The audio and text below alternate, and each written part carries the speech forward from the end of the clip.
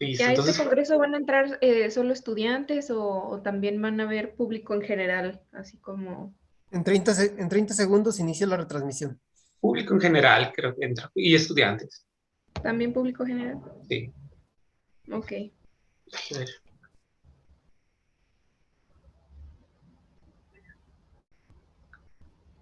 Sí, listo, entonces, creo que ya, Sí, adelante. sí. Muy bien. Bueno, buenos días. Como bien saben, pues continuamos con nuestra parte de conferencias pertenecientes al segundo Congreso Virtual en Ciencias Veterinarias, el Departamento de Ciencias Veterinarias de aquí del Centro de Ciencias Agropecuarias de la Universidad Autónoma de Aguascalientes. Para esta sesión de esta ponencia, pues nos acompaña la maestra en ciencias Cristina Amaro Valenzuela, que es médico veterinario zootecnista, egresado de aquí mismo de nuestra universidad, que se ha enfocado en estos últimos años al área de la medicina en pequeñas especies. ¿Sí? Es egresada también de la maestría en ciencias con opciones veterinarias de aquí mismo del Centro de Ciencias Agropecuarias y bueno, el día de hoy nos va a compartir los resultados de su tema de maestría, que estaba enfocado a ver sobre las buenas prácticas veterinarias, que de hecho es el tema de esta ponencia, la cual pues, se va a tratar de darnos pues, en poco tiempo, relativamente para lo del trabajo que realizó, pues una perspectiva o una visión general de todo lo que realizó en su tema de maestría, ¿sí? Que pues va asociado a pues, darnos una idea general de cómo es la parte práctica de nuestro ejercicio profesional. Es un tema muy interesante, bastante complejo y que si tomamos en cuenta cada uno de los puntos que veamos, nos va a dar piezas claves para poder ejercer de manera adecuada. Entonces, espero que para todos los participantes, para todos los ponentes, sea igual como fue, pues para cada uno de nosotros que tuvimos la suerte de estar viendo el desarrollo de este proyecto.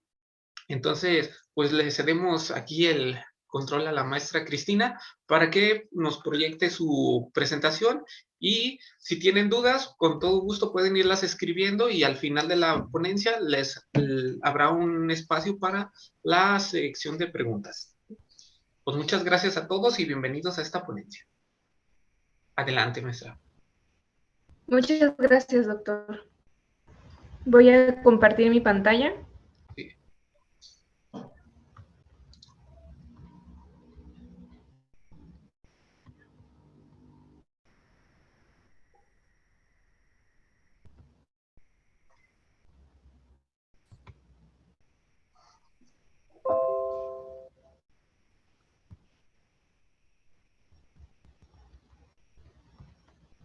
Listo, ¿sí se ve?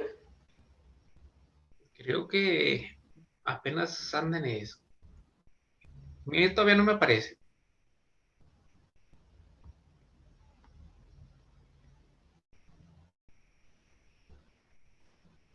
¿Qué tal ya? Porque yo ya la tengo puesta. Si no, no aparece. A ver, Aparece. déjeme. Ah, que aparece como que está cargado.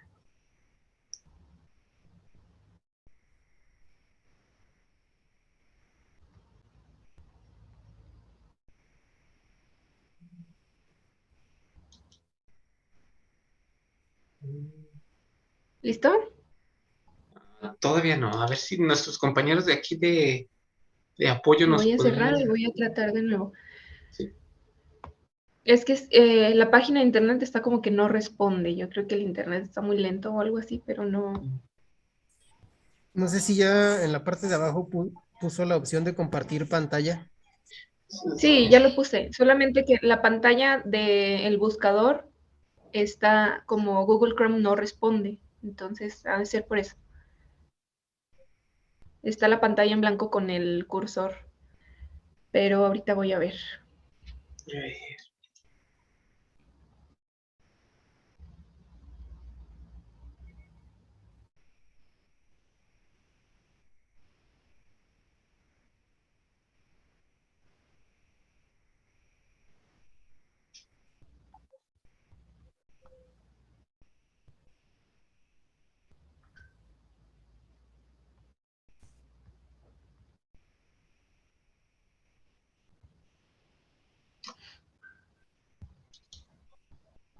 Voy a cerrar y volver, porque no tiene para cuándo esta página. Sí.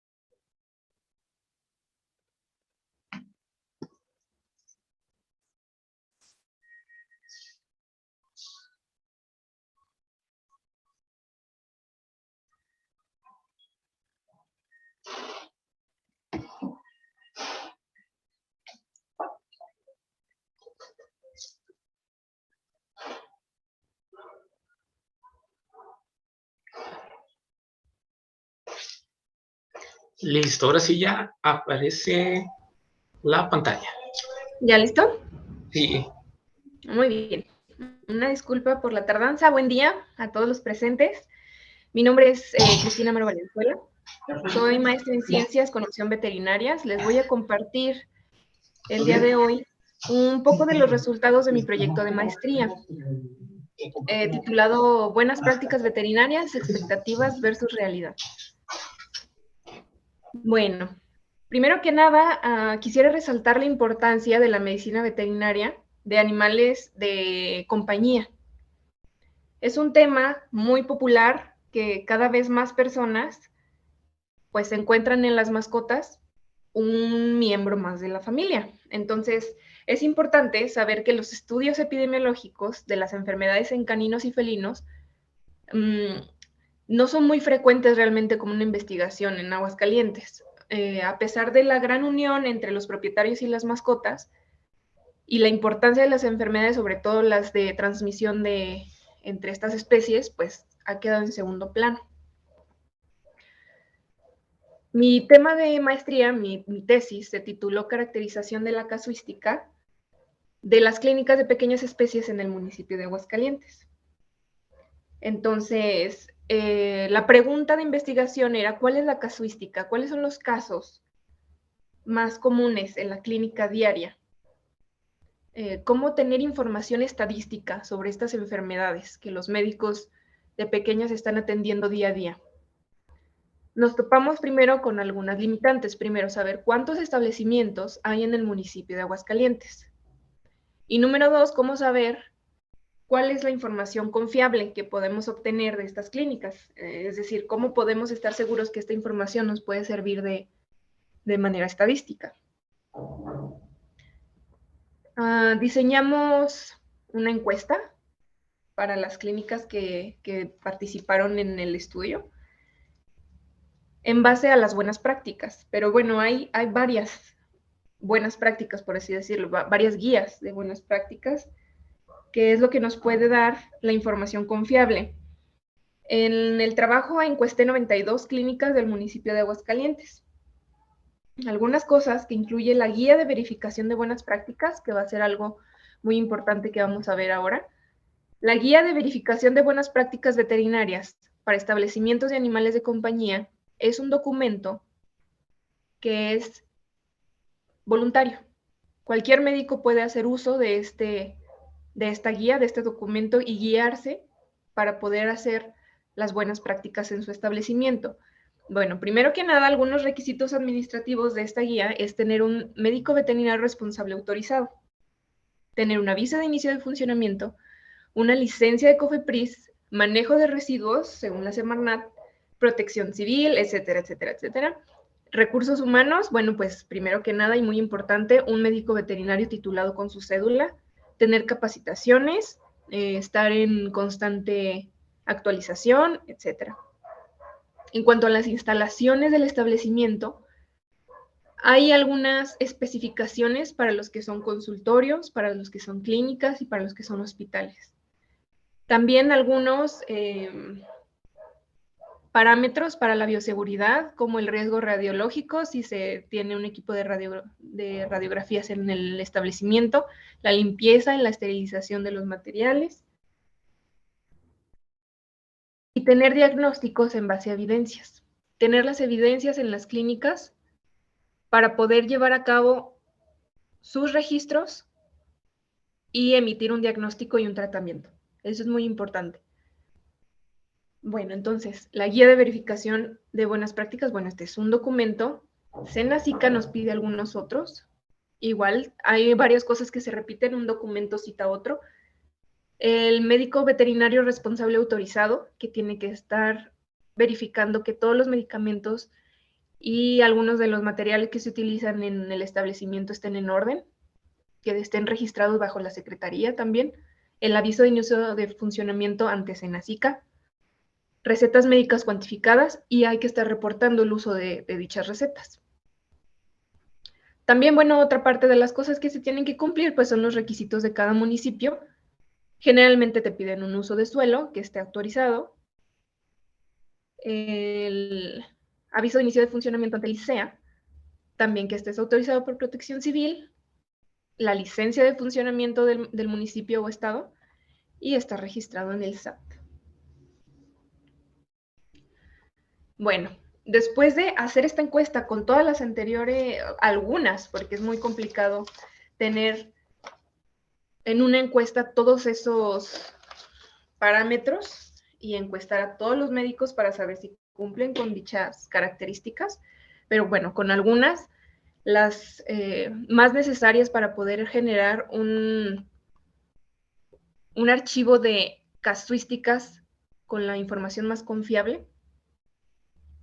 Bueno, los resultados de las encuestas fue que la cantidad de médicos que trabajan en las clínicas es de 1 a más de 4 médicos por establecimiento. El más común es que solo un médico se haga cargo de las actividades de la clínica o del consultorio del hospital. No fue posible en este rubro saber si eran médicos veterinarios responsables autorizados por Senacica, pero bueno, el 46.6% de los establecimientos trabaja con un solo médico titular. También, bueno, en cuanto al nivel de estudios, el 69.5% de los médicos veterinarios encuestados solo culminó la licenciatura. En el 30.4% se tuvo que los médicos veterinarios tienen algún posgrado. Quiere decir que estudiaron alguna maestría, doctorado o especialidad. Sin embargo, los médicos veterinarios con especialidades, cabe mencionar, eso es muy importante, fueron los que guardan más información en un 95% de los casos. Los médicos especialistas guardan información más que los titulados de una maestría o más que los titulados de la licenciatura. Ahora que los maestros en ciencias tienden a guardar más información que los médicos veterinarios licenciados, bueno, los que solo culminaron la licenciatura. Esto es importante porque para el proyecto necesitábamos saber qué tan frecuente era el registro de información que tenían para tener un estudio estadístico confiable. Debemos de saber cuánta información guardan estos médicos, es decir, cada paciente que llega a la clínica tenemos que saber cuál es la especie, el sexo, la edad, el motivo de consulta, el diagnóstico emitido, etcétera. Entonces, esto es muy importante saber cuántos médicos están guardando información y en qué cantidad y de qué calidad. También otra cosa es que la costumbre o el hábito o cumplir con la parte de las buenas prácticas veterinarias de registrar información y tomar las decisiones en base a las evidencias ayuda y protege a los médicos veterinarios en caso de la intervención de la voz pública. En caso de que alguien ponga en cuestionamiento las actividades de dicho médico, pues se puede tener un respaldo de la información que guarda. Entonces, esto también puede ser un apoyo en caso de situaciones legales. Las características de los establecimientos encuestados, bueno, fueron encuestados por división geopolíticamente hablando. Las delegaciones son de Aguascalientes, son la zona centro, Morelos, Pocitos, Terán, Insurgentes, Saltos del Salados, Cañada Honda, Calvillito y Peñuelas. Hay algunos donde no estaban registrados en las redes que son las más factibles de investigar, las clínicas veterinarias. Entonces, en las que sí fueron factibles tener la información, pues en la zona centro se encuestaron 14, en Morelos 18, así sucesivamente hasta tener el total de 92 encuestas en total de todas las delegaciones. Pues nos dio un total del 46.7% de establecimientos que registran pacientes. Es decir, que menos del 50% de los médicos en las clínicas registran a los pacientes y las historias clínicas de los mismos. La guía de verificación de buenas prácticas nos dice que los diagnósticos deben ser a base de evidencias, también los tratamientos. Entonces, esta es una falta al cumplimiento de las acciones responsables que puede dejar vulnerables a los médicos si no tienen las evidencias para soportar un diagnóstico y un tratamiento. Podría haber en algún momento pues algún problema, y sobre todo con el auge de las mascotas hoy en día. Hay algunos autores que dicen que la falta de información son los vacíos en el conocimiento, que dejan a su vez la oportunidad de que sigan existiendo las enfermedades de las cuales hemos tratado de eliminar, tanto de las mascotas, animales en general y de las personas. Un punto muy importante también es estas clínicas que sí guardan, el 46.7% de los establecimientos que sí registran pacientes, ¿cuánto tiempo llevan haciéndolo? La mayor parte es un tiempo muy joven, es aproximadamente de un año. Entonces el método, cualquier método que utilicen, la lápiz a papel, en un programa en la computadora, en un programa genérico en la computadora, lo han hecho pues hace poco tiempo para acá, es un método joven y poco adoptado todavía. Hay algunas clínicas que sí tienen mucho tiempo registrando, pero son tristemente la minoría, con un 23.3%, con más de 5 años de registrar información. Los registros a lápiz y papel son los más comunes. Está bien, es muy factible, es una actividad totalmente aceptable, aunque podría cuestionarse la facilidad de retomar esos expedientes. Bueno, el Harvard Medical Practice Study en 1991 hizo un estudio donde se observó que hay un 3%, podría parecer muy bajito, pero hay un 3% de documentos incompletos en sus registros, que nos lleva a de ese 3%, un 13% de pacientes que pudo haber muerto por causas de negligencia, por no tener un expediente en orden. En cuanto a la infraestructura, que es otro punto muy importante en la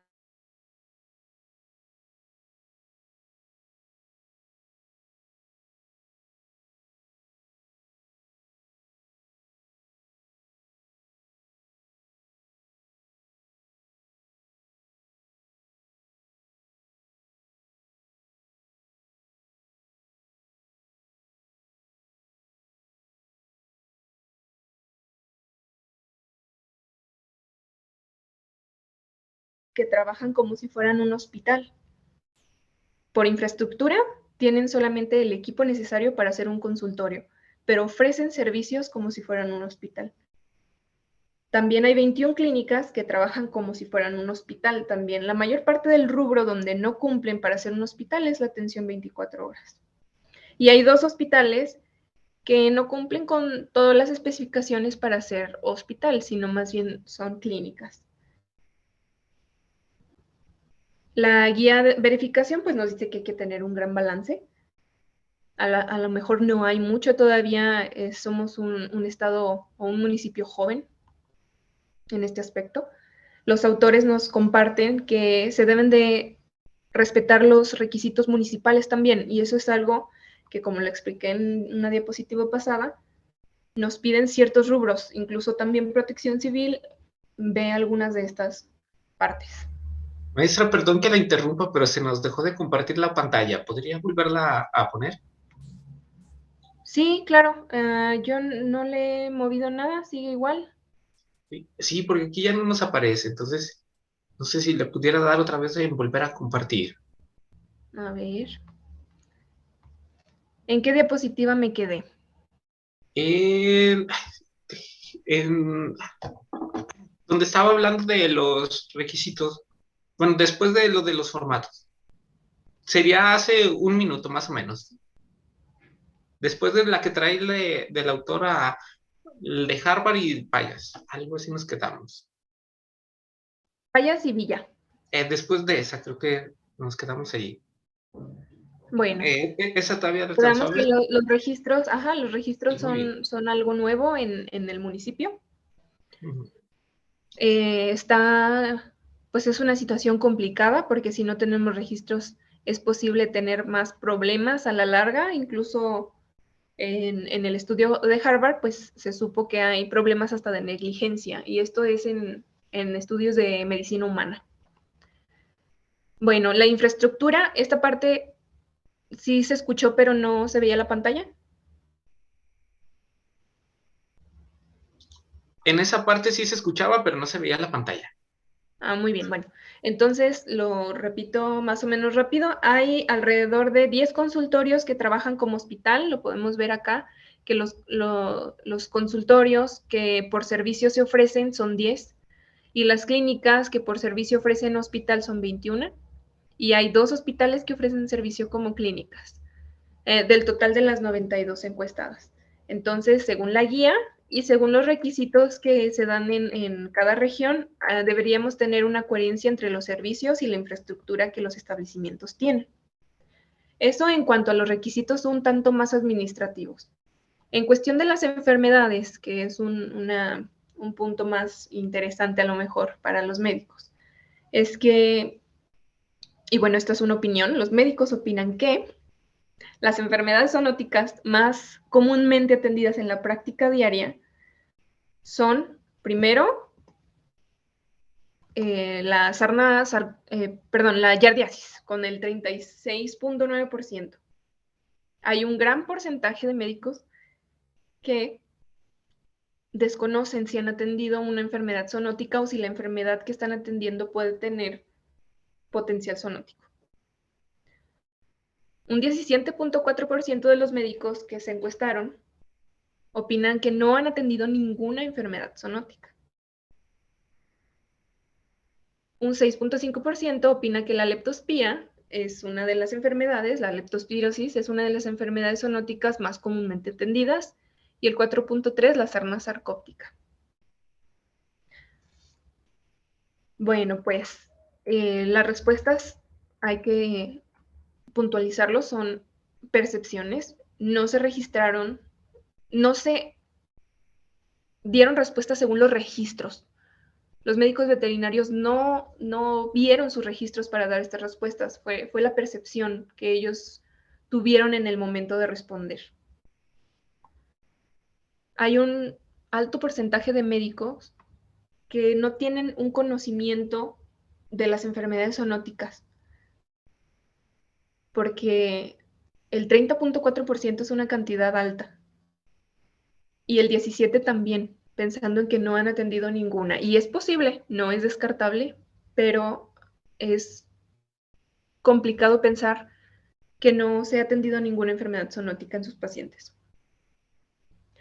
Hay algunos autores que dicen que el 61% de las enfermedades en los animales pueden afectar a los humanos, incluidos el COVID, por ejemplo. Entonces, si más del 50%, más del 60% de las enfermedades que afectan a las personas, a las mascotas, perdón, pueden afectar a los humanos, es difícil no toparse con una. One Health es un documento, un acuerdo que se dio en el 2013 para saber que si nosotros estamos atendiendo a los humanos, a las mascotas, es al mismo tiempo para brindar la salud a los humanos, porque la salud es una sola, tanto de las mascotas como para nosotros. Tener un desconocimiento sobre las enfermedades que afectan a las mascotas, que a su vez pueden afectar a los propietarios, pues no estamos dando un gran aporte a la buena salud, a una sola salud. Si no hay salud humana, entonces no hay salud humana sin salud animal. Si no estamos trabajando bien por este rubro, entonces hay una falta grande.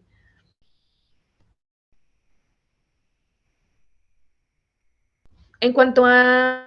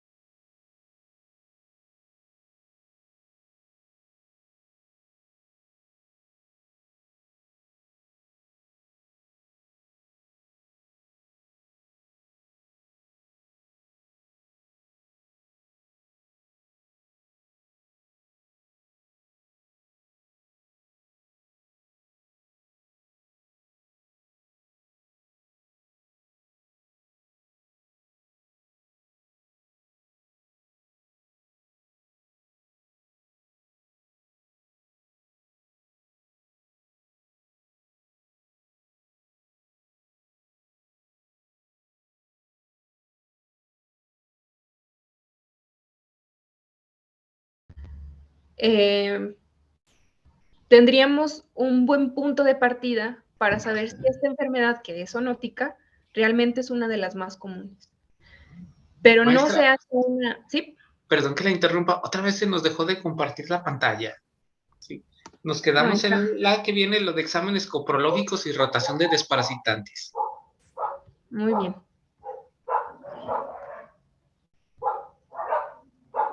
¿Listo? Ya nos aparece. Ahí nos quedamos. Muchas gracias. Bueno, muy bien. Comentaba que a los autores nos hablan sobre una forma, un método muy factible y hasta económico de determinar si dichos parásitos que nosotros pensamos existen en nuestros pacientes, pues realmente están, pero no se hacen muy seguido. Los exámenes coprológicos no son de los estudios que se realicen con más frecuencia. No hay muchos médicos que lo realicen en su examen clínico diario. Depende de muchas situaciones, tanto del médico como el propietario que lo autorice, como el paciente que realmente se crea necesario hacerlo. Pero si la yardiasis, que es una enfermedad zoonótica, pudiera ser diagnosticada de una manera más directa, entonces controlarla sería más fácil. Otros autores hablan sobre sus estudios acerca de las acciones éticas y responsables de los médicos veterinarios, porque no siempre un propietario puede desembolsar para pruebas complementarias que a veces no son relativamente urgentes para el tratamiento del paciente. Entonces, sí aportaría mucho a las investigaciones, sí aportaría mucho a las estadísticas, pero a lo mejor un propietario no lo puede pagar. Y si no es crucial para su diagnóstico y tratamiento, entonces el médico veterinario se ve en esa situación ética de pedir el estudio o de hacerlo o de gastar en esto o no. Por otro lado, también es necesario saber que así es posible y no se hace, no porque no sea factible para el propietario, pues a lo mejor no estamos contribuyendo ni al control de las enfermedades zoonóticas, ni a las investigaciones que se pueden hacer, ni a las evidencias mismas que el médico veterinario necesita en sus registros para dar un diagnóstico y a su vez un tratamiento. Los estudios clínicos que los médicos pueden remitir o que realizan en sus clínicas para determinar las enfermedades son, la más común es la radiografía y la remiten muy frecuentemente a los colegas, es decir, que hay pocos que tengan el equipo de radiografía, pero hay muchos que necesitan el estudio. Los coprológicos se remiten en el 1.1%. Esto quiere decir que todos los médicos restantes tienen el equipo necesario para hacer el examen en su establecimiento o no lo hacen. El 14.1 de los establecimientos no remite ningún estudio. Entonces, en total son 3 establecimientos de los 92 encuestados que declaran no remitir ningún estudio. Entonces, esto significa que tiene todo el equipo necesario para generar un diagnóstico en su clínica o simplemente prefieren no remitir los estudios. Cuestión que es muy debatible para determinar muchas enfermedades. Para generar un diagnóstico es difícil no necesitar ningún estudio extra. No es imposible, pero es un tanto debatible. Entonces, sabemos que tenemos muchas áreas de oportunidad en el municipio para el trabajo de las clínicas veterinarias o establecimientos en general. Primero que nada, hay un bajo porcentaje de registros médicos veterinarios. Es algo relativamente económico poder tener estas evidencias en cada clínica. No ayudaría solamente a las investigaciones de este tipo, investigaciones epidemiológicas, sino también al cumplimiento de las buenas prácticas, a las cuestiones legales del médico en cada establecimiento y a un mejor servicio, porque a todos los propietarios, quizá no a todos, no vamos a generalizar, pero a muchos propietarios les gusta que la atención sea personalizada. Si se tiene un registro del paciente que va a visitarlos y siempre se está recordando y anotando todo lo que ese paciente tiene en cada visita, bueno, el propietario se va a dar cuenta que se tiene un interés por su mascota en ese establecimiento.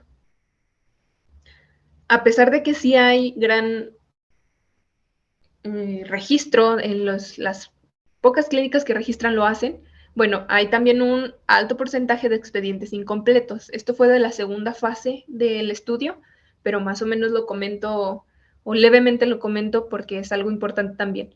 No solo es tener el programa o tener los formatos para registrar, hay que utilizarlos. Entonces a veces no se utilizan y se entiende la rapidez o la premura a veces de atender al paciente y no se llena el expediente, pero a lo mejor darle un tiempito en el tiempo de consulta a hacer esto sería una muy buena opción para no tener expedientes incompletos. También una parte importante es la falta de la participación de autoridades para la regulación de las actividades según las guías y normas.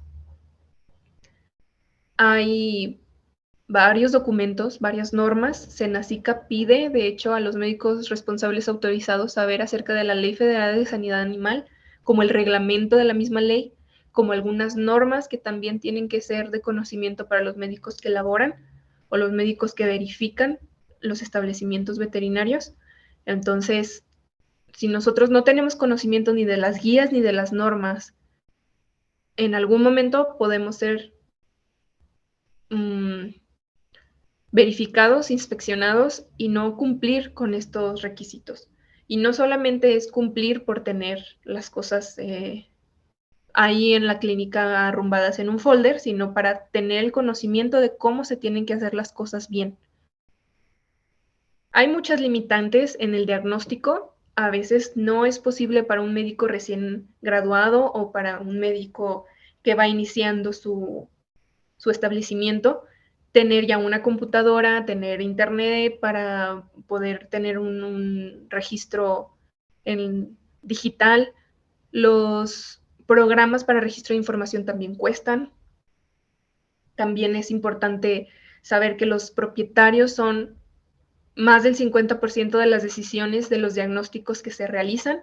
Si el propietario dice que no, si el propietario se limita a dicho tratamiento o a una forma de pensar, es complicado para el médico veterinario, pero también es responsabilidad del médico veterinario y en muchos documentos oficiales está dicho que el médico veterinario es quien le da la información al propietario, trata de exhortarlos a las buenas actividades, a las buenas prácticas, los educa. Es nuestra responsabilidad como médicos educar a los propietarios al respecto de cómo se tienen que hacer las buenas prácticas. Pero falta primero que nosotros mismos las cumplamos. Y bueno, como ya lo comenté, el cumplimiento de estas normas puede evitar la generación de multas y hasta demandas por parte de los propietarios. Entonces, todos estos rubros que hay que cumplir, todas estas normas que hay que conocer, nos podemos acercar a muchas personas que tenemos un poco el conocimiento al respecto de qué es lo que hay que hacer, o a las autoridades competentes en Senacica, municipio, en los rubros que le compiten, para poder cumplir con estas guías. Y a lo mejor no solamente por tener las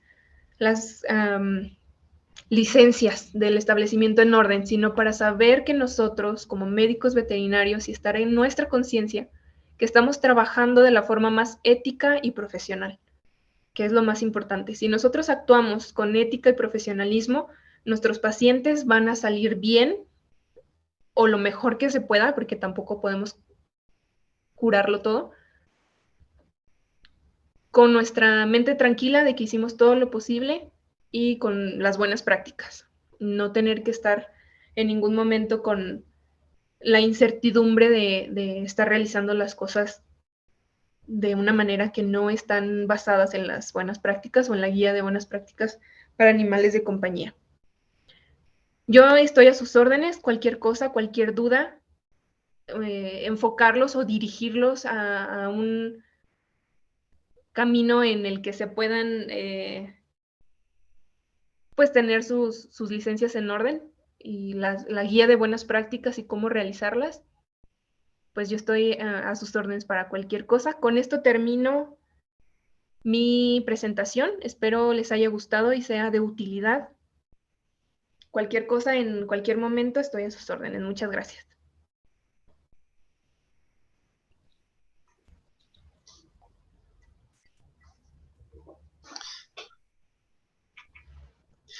Bueno, muchas gracias, maestra Cristina, por esta presentación. Creo que es muy gratificante conocer cómo es la situación actual de nuestras clínicas veterinarias de nuestro estado y pues darnos una perspectiva, porque pues al final de cuentas este congreso va enfocado mucho a estudiantes de medicina veterinaria y al público en general, pero para que también ellos como estudiantes se den una idea de qué es lo que nos depara. Creo que si conocemos cuál es la situación real, a qué es a lo que vamos, pues tenemos una idea más clara de nuestros objetivos o mínimo qué cosas corregir. ¿Sí? Por aquí tengo apuntadas algunas preguntas Claro que sí. que nos realizaron para ver si nos las podría contestar. Ujú. La primera es, ¿qué sanciones hay de no cumplir con los requisitos establecidos? Sí, puede ser víctima de sanción un médico veterinario o con muchas otras leyes que nomás está pero no aplica. Bueno, las verificaciones que se tienen que hacer generalmente caen en la suspensión de las labores y está eso dictaminado en la Ley Federal de Sanidad Animal. Sí puede haber multas, definitivamente hay multas desde me parece que 5,000 salarios mínimos, algo como esto. Está establecido ahí en la Ley Federal de Sanidad Animal, pero tanto multas de salarios mínimos como el cese de las actividades y también la clausura. Se pueden clausurar los establecimientos. Y todos estos rubros que se tienen que llevar a cabo los dicta sobre todo los médicos veterinarios responsables que van a las clínicas y se fijan en pues los requisitos que debe de tener, sobre todo en funcionamiento y los equipos y medicamentos que son utilizados según el Senacica. Muy bien, muchas gracias. La otra pregunta es, ¿dónde puede un médico veterinario certificarse y pues qué requisitos se le piden y qué beneficios tiene para un médico veterinario que ya se haya certificado? La autorización que es necesaria se llama justamente médico veterinario responsable autorizado, se da en el Senacica. El Senacica es quien da esa aprobación. ¿Qué es necesario? Justamente tener el conocimiento de las leyes y las normas necesarias. Se realiza un examen, de hecho, te hacen un examen en Senacica para saber si tienes los conocimientos adecuados. Algunas otras cosas son importantes como el papeleo anterior a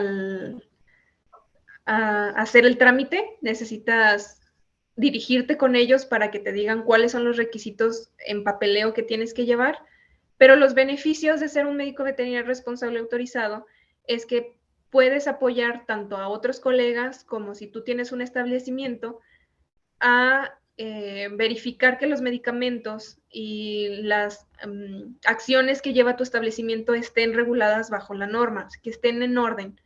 Y si es eso, entonces tú lanzas un reporte donde si está todo en orden, no vas a ser acreedora a estas multas o a estas sanciones o a la clausura o a pequeños lapsos de cierre del establecimiento. Muy bien, muchas gracias. Otra de las preguntas es, ¿por qué cree usted que en muchas clínicas veterinarias no se llevan registros? ¿O a qué se debe, verdad? También quizás ese sea... Creo que puede variar ¿por qué? mucho eso dependiendo de cada médico, pero algunas de las causas por las que no guardan información es por a lo mejor la falta de costumbre, de que a lo mejor no fue algo que tuvieron muy bien inculcados desde el inicio. En nuestra carrera, y yo sé que yo la cursé, de hecho, se nos habla sobre la propedéutica, la importancia del registro y la forma de hacerlos. Tenemos una clase muy completa al respecto, pero quizá hace falta un poquito más de énfasis en ese aspecto, para que entonces los médicos que salen a la actividad tengan el conocimiento de la importancia de los registros. Otra cosa que también puede ser, por lo que no se guarda registros, es por la falta del equipo necesario en sus clínicas y la rapidez con la que se atienden a veces a los pacientes. Si no hay mucho tiempo, entonces no hay manera. Un solo médico que atiende a los establecimientos, a lo mejor es complicado llevar el registro, atender al paciente, completar el registro. Entonces, hay ocasiones que un solo médico se las ve difícil para hacer todas las actividades del establecimiento. Tienen que hacerla de secretario y de médico y de recepcionista y demás.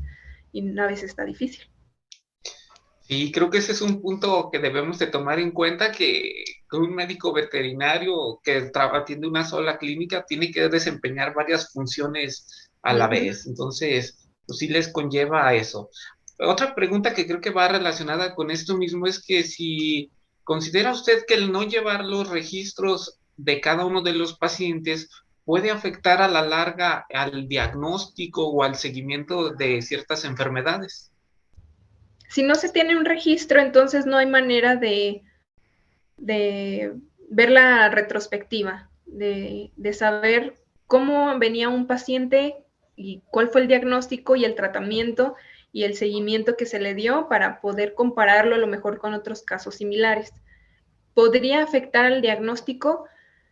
Sí, a lo mejor también el médico tiene muchos pacientes y no registra suficiente, no registra nada o registra muy poco y no somos perfectos, se nos puede olvidar lo que vimos la vez anterior con ese paciente, incluso los medicamentos que se le dieron la vez pasada, si no se tiene un registro tampoco de recetas. Y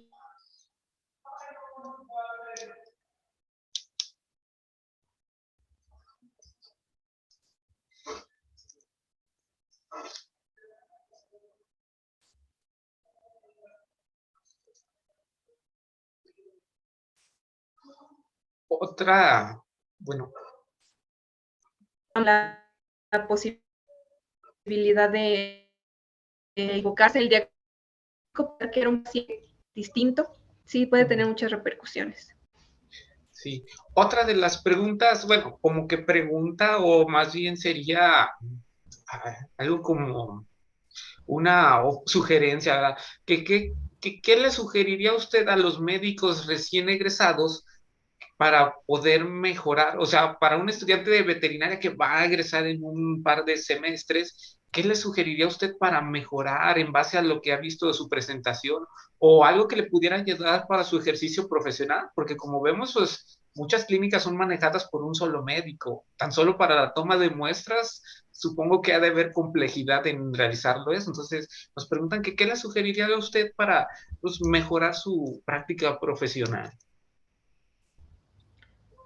Pues en lo que a esta área de las buenas prácticas compete es justamente eso, no a querer abarcar más de lo que se puede. Si su intención es poner un establecimiento donde solo va a estar un médico atendiendo, entonces que cumpla las capacidades hasta donde puede por sí solo. Cuando un establecimiento crece, debe crecer completo. Es decir, si va teniendo cada vez más pacientes, entonces quizá es tiempo de crecer, aumentar los servicios y aumentar los médicos que den la atención. Pero guiarse en la guía de buenas prácticas para tener un consultorio como debe de ser, ahí viene en las especificaciones de los rubros. Un consultorio debe tener esto y ser así y dar estos servicios. Si nos enfocamos en eso y lo que no podemos lo remitimos, damos un servicio más profesional. No todo tiene que ser comprado, no todo tiene que ser despilfarrar dinero. Hay muchos softwares de registro que son gratuitos. Entonces también eso no es una excusa. Se puede incluso guardar el registro en un documento de Word en la computadora y con eso es suficiente para también tener un expediente, dar un servicio profesional, cumplir con las buenas prácticas y no abarcar más de lo que podemos. Si van iniciando, si es un recién graduado y no tiene dinero para hacer una inversión grandísima al iniciar, entonces es posible tener un nivel adecuado e ir creciendo con el tiempo. Otra pregunta que me hicieron llegar es ¿cómo le podríamos decir? Los grados bueno, los posgrados que se pueden acceder después de la especialidad, ¿dónde los pueden consultar? O sea, eso es. Después de la carrera de licenciatura, Sí, sí, después que dónde pueden consultar, pues, las especialidades, maestrías, diplomados o cursos que pudieran tomar. bueno, pues lo mejor sería consultarlo en la Universidad Autónoma de Aguascalientes, revisar que justamente en su página tienen toda la información para hacer una maestría. Las maestrías de opción veterinarias en la Universidad Autónoma están al alcance de todo médico veterinario graduado. También hay en muchas otras escuelas en línea, hay muchísimas, pero qué mejor hacerlo en una universidad que realmente da una oferta educativa de calidad. Hay muchos otros estudios que se pueden hacer. Para hacer una especialidad a lo mejor sí hay que viajar un poco más, pero si nos queremos enfocar o queremos crecer un poco profesionalmente, hacer una maestría, un doctorado en la Universidad Autónoma sería la mejor opción. También hay algunos otros estudios que se pueden hacer como los diplomados, que eso no es un posgrado, pero ayudan también al crecimiento profesional. Y se pueden también hacer tanto en la Universidad Autónoma como en muchos que se pueden encontrar en línea, pero definitivamente en la página de la Autónoma ahí veríamos toda la información. Bueno, pues muchas gracias. Creo que esas son pues, de las preguntas más que agrupaban varias de las que nos hicieron llegar. Entonces, pues le agradecemos mucho por su participación en este congreso, un tema bastante interesante que nos habla la perspectiva pues, real de del ejercicio profesional en el área de pequeñas especies, que muchos de los estudiantes tienen interés para ir a esa área y que mejor ahorita que todavía están estudiando y que pueden ir viendo a qué es lo que van a enfrentarse, qué cosas pueden cambiar, como menciona usted, esas áreas de oportunidad y pues ir viendo. El tiempo se va muy rápido y yo pienso que aquí tenemos desde varios semestres, 2 años en la universidad que son en promedio a los que les quedan aquí que entraron al Congreso, se van rapidísimo y cuando menos se lo esperen ya van a estar del otro lado, ejerciendo, ayudando y pues enalteciendo esta profesión. Qué mejor que sean los mismos estudiantes los que nos ayuden a mejorar día a día, a cambiar esa imagen que tienen la gente del médico veterinario y pues echarles ganas y ser siempre mejores en este ámbito. De parte de la universidad y del Centro de Ciencias Agropecuarias, le agradecemos su participación. Creo que por Gracias. medio electrónico le harán llegar la constancia correspondiente y posteriormente un pequeño detalle por su participación. Igual les agradecemos a todos los participantes que estuvieron aquí a lo largo de este congreso, bueno, de esta plática, por su participación y pues los esperamos también el día de mañana en las siguientes pláticas que se esperan. Pues muchísimas Claro gracias que sí, por aquí nos estamos viendo. y por todo. Gracias por su apoyo, maestra. Hasta luego. Gracias, hasta luego, buen día. Hasta luego, que esté muy bien.